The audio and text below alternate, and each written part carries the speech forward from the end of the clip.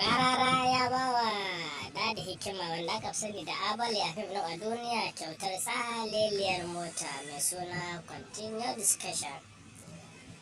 Kuma Rarara ya ba da wannan kyautar motar ne sanadiyar kawo masa ziyara da suka yi su da 'yan tim ɗinsu na a duniya. Kuma Dadi Hikima ya yi matuƙar farin ciki da bashi wannan kyautar mota da Rarara ya yi. Mota dai sabuwa ce falleliya, ya san kowa ɗin wanda ya rasa.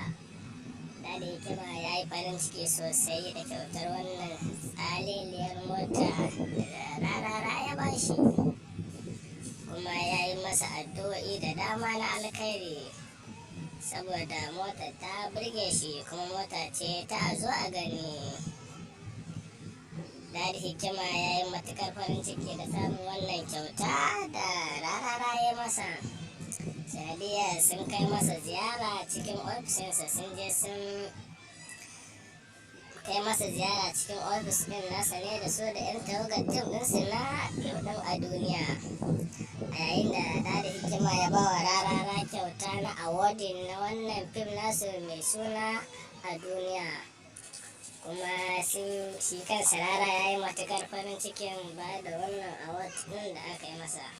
Wannan dalilin ne ma ya sa ya ji daɗin kyautar ɗin award ɗin da aka masa, ya ba wa shi ɗaya daga cikin tawagar tim ɗin mai suna Dadi Hikima wanda jama'a suka fi sani da Abale kyautar wannan mota mai suna Continued Discussion. Mota ta yi gatanan ta yi don kolon ba mata ba, ta yadda za ku tabbatar cewa mota sabuwa falleliya ce stars abinta.